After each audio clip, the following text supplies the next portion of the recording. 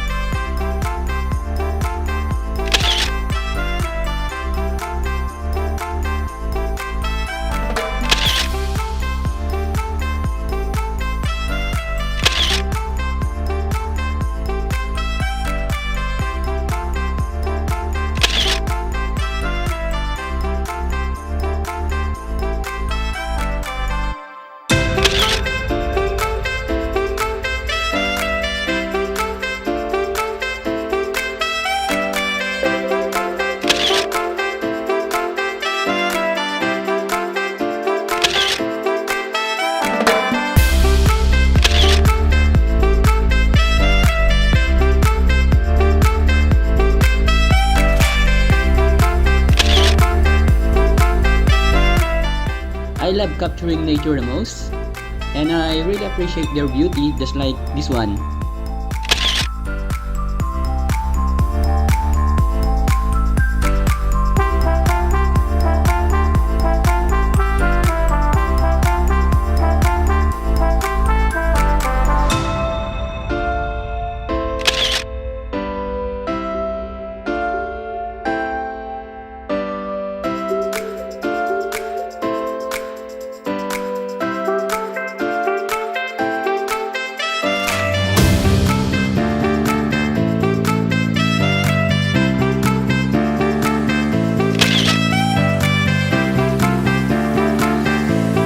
So there you have it guys, our very first street photography here in BGC Taguig.